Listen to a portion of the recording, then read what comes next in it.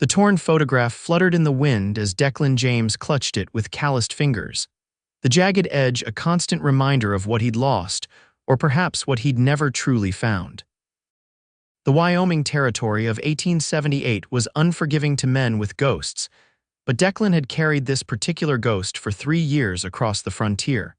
Silver Reef sat nestled between towering rock formations, a mining town teeming with the desperate and the determined. Declan had arrived just before dusk, dust coating his denim pants and leather vest. His chestnut stallion Thunder had carried him far, and he patted the beast's neck appreciatively as they approached the town's busiest saloon, the Silver Dollar.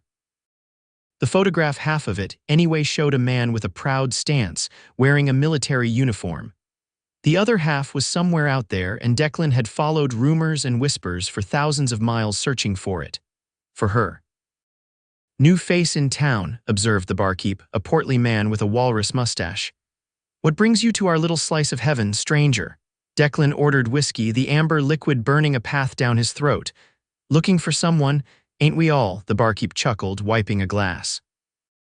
"Got a name, Grace," Declan said quietly, turning the photograph in his pocket. "Grace Pemberton." The barkeep's hand stilled. The schoolmarm, Declan's heart skipped. 3 years of searching, and the first person he'd spoken to in Silver Reef knew her name. "She's here. Came in about 2 years back. Real nice lady. Teaches the young'uns on the edge of town." That night, Declan barely slept in his rented room above the saloon. Dawn hadn't fully broken when he was already dressed, hat in hand, making his way to the schoolhouse. It was a humble building, whitewashed and tidy despite the dusty surroundings. He waited outside, uncertain, rehearsing words that never seemed adequate. Children began arriving, eyeing the stranger curiously. And then he saw her, Grace Pemberton, 26 years old with auburn hair pinned neatly beneath a modest hat, her blue dress swishing as she walked. She was exactly as the fragments of stories had described her, delicate yet determined, a woman carrying her own weighted past. She noticed him immediately, a tall figure standing awkwardly by the schoolyard fence. Their eyes locked, and Declan felt his world narrow to this single moment. "May I help you, sir?" Her voice was like cool water in desert heat. "Miss Pemberton," he managed, removing his hat. "My name is Declan James. I've been looking for you." Confusion and wariness crossed her features. "I don't believe we've met, Mr. James." He reached into his pocket, hands trembling slightly. "I believe you might have something that belongs with this." The torn photograph lay in his palm. Grace's eyes widened, her hand flying to her throat. She took a step backward. "The children will be waiting," she said abruptly. "If you'd like to speak further, you may call at my home after lessons conclude at 4 o'clock, corner of Pine and Sutter Streets, the yellow house with the white fence." With that, she turned and entered the schoolhouse, her back straight but her steps hurried. Declan spent the day wandering Silver Reef, learning its rhythms. It was a mining boomtown, silver having been discovered in the sandstone. Men of all backgrounds toiled in the mines, while merchants, gamblers, and ladies of questionable virtue provided services to separate them from their earnings. Amid this chaos, a schoolmarm seemed oddly out of place, like Declan himself. At precisely 4 o'clock, he stood at the gate of the small yellow house. Grace opened the door before he could knock. "Come in, Mr. James," she said softly. The interior was modest but feminine: lace curtains, a few pressed flowers framed on walls, books stacked neatly on shelves. Grace gestured to a chair but remained standing herself. "How did you come by that photograph?" she asked directly. Declan placed it on the small table between them. "It belonged to Lieutenant Colonel William Bennett. He gave it to me before he died at Antietam." Grace's composure cracked slightly. "William was my cousin." "I know." Declan hesitated. "He spoke of you often. He carried your picture, the other half of this one, everywhere." Grace moved to a small writing desk and opened a drawer, removing a framed item. She brought it to Declan, hands trembling. Inside the frame was half a photograph, the missing piece, showing a young woman with a gentle smile. Grace Pemberton at 18, before war had torn the country and the photograph apart. "He was like a brother to me," she said quietly. "When the war came, he joined the Union Army. I begged him not to go." Her voice caught. "This was taken the day before he left. We tore it in half. He took me with him, and I kept him with me." Declan nodded. I was under his command, just a boy of 18, terrified and far from home. The colonel took me under his wing.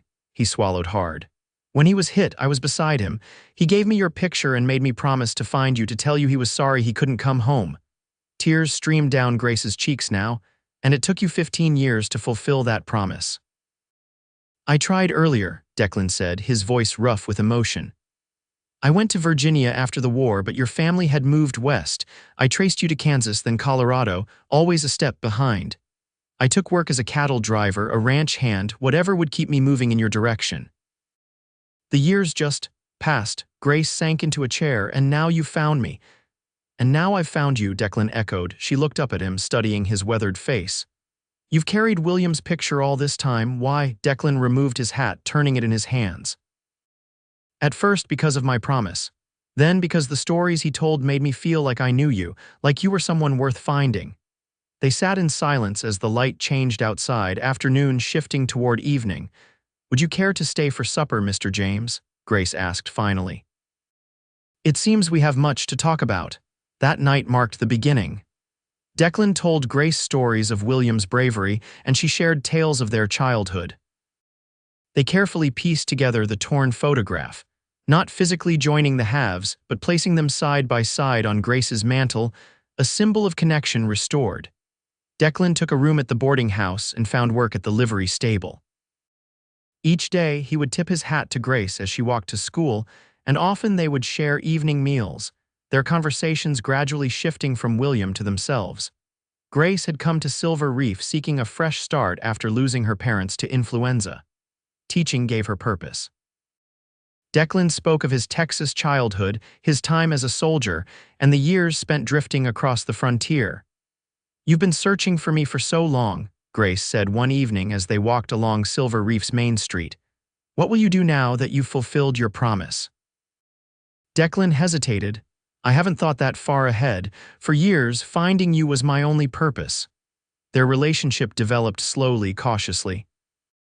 Silver Reef noticed a schoolmarm and a cowboy made for interesting gossip, but Grace held the town's respect, and Declan quickly earned a reputation as a hard-working, honest man. Summer turned to fall. Declan began building furniture in his spare time, discovering a talent for carpentry. Grace commissioned a bookshelf for her classroom, and the children watched in fascination as Declan installed it, his large hands surprisingly gentle with the polished wood. Mr. James, asked 8-year-old Tommy Baker, are you sweet on Miss Pemberton? The classroom fell silent. Grace blushed furiously at her desk. Declan cleared his throat. That's not a proper question, Tommy. But are you? Another child piped up. Declan glanced at Grace, their eyes meeting across the room. I think, he said carefully, that Miss Pemberton deserves to be respected as your teacher. Later, walking Grace home, Declan broached the subject that had been growing between them. The children weren't entirely wrong today. Grace stopped walking. What do you mean? I came here because of a promise, Declan said, gathering his courage. I stayed because of you. Grace's eyes softened. I've been alone a long time, Declan. I've made a life for myself here. I know, I admire that about you. And what of your wandering ways? You've been moving for 15 years. Declan looked around at the town bathed in sunset light. Maybe I've been looking for a place to stop all this time. Their first kiss happened that evening, gentle and questioning, on Grace's front porch. When they separated, both were smiling uncertainly, as though neither could quite believe what was happening. Winter in Silver Reef brought heavy snows that isolated the town. Declan moved into a small cabin he'd helped build at the edge of town. His furniture business grew as townsfolk recognized his craftsmanship. He and Grace spent evenings reading by the fire, her head sometimes resting on his shoulder as the wind howled outside. Not everyone approved of their courtship. Reverend Thomas frequently reminded his congregation about propriety, his gaze lingering on Grace during Sunday services. The banker Harold Fleming, who had unsuccessfully pursued Grace before Declan's arrival, spread rumors about the Cowboy's past. Is it true you killed men during the war? Grace asked one evening, her voice careful. Declan stared into the fire. Yes, and after, he met her gaze directly. Twice. Once when rustlers attacked a herd I was driving. Once when a man in a saloon drew on me after a card game. He swallowed. I'm not proud of it, but I won't lie to you either. Grace reached for his hand. Thank you for your honesty. Their relationship deepened through these moments of truth.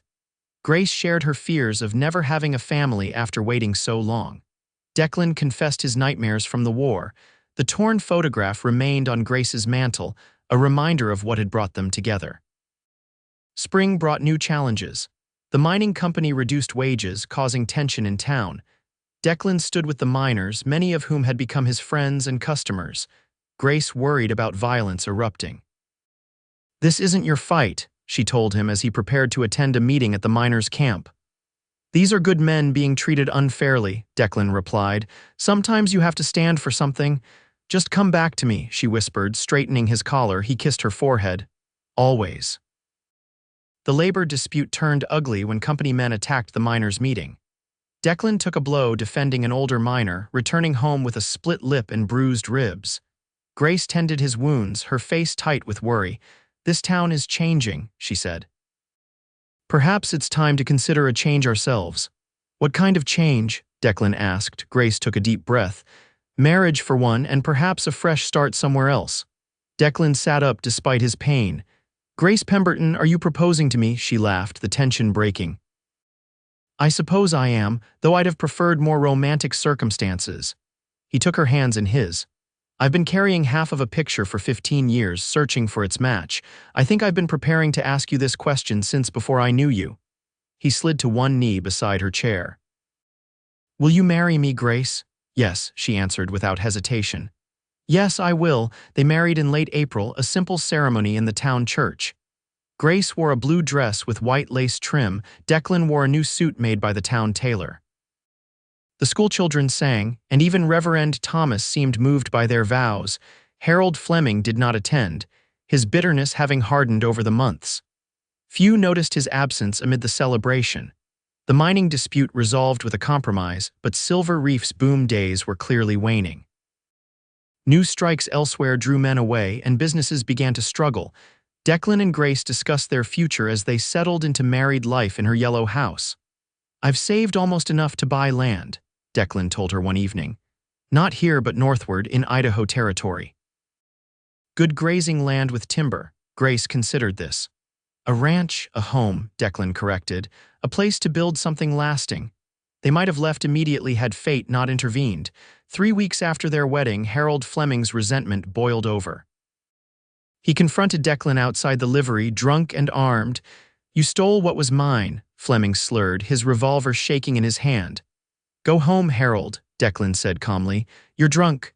She would have chosen me if you hadn't come along with your sob story and that torn picture." Declan's hand hovered near his own weapon. "Grace chooses her own path, always has." "Draw your gun, cowboy," Fleming demanded. "Let's settle this properly." "No," Declan stood his ground. "I'm not fighting you." Fleming's face contorted with rage. He fired, the bullet splintering wood beside Declan's head. Before he could fire again, the sheriff appeared, his own gun drawn. "Drop it, Fleming," Sheriff Mills ordered. For a terrible moment, Fleming seemed ready to turn his weapon on the lawman. Then, shoulders slumping, he let the revolver fall to the dirt. The incident shook the town and cemented Declan and Grace's decision to leave. They spent summer preparing, selling what they couldn't take, purchasing supplies.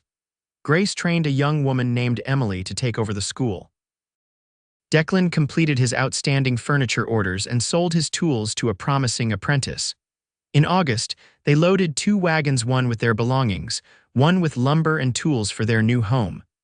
4 strong horses would pull them north, with Thunder riding alongside. The morning of their departure, a crowd gathered to say goodbye. Children pressed flowers into Grace's hands. Men shook Declan's hand firmly, many having come to respect the quiet cowboy who'd stood with them during difficult times. Before mounting up, Grace and Declan returned to her home one last time.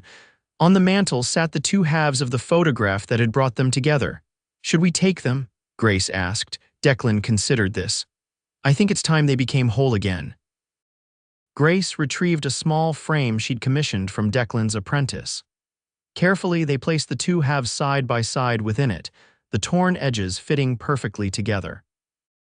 The complete image showed William in his uniform alongside his young cousin Grace, their family resemblance clear in their smiles.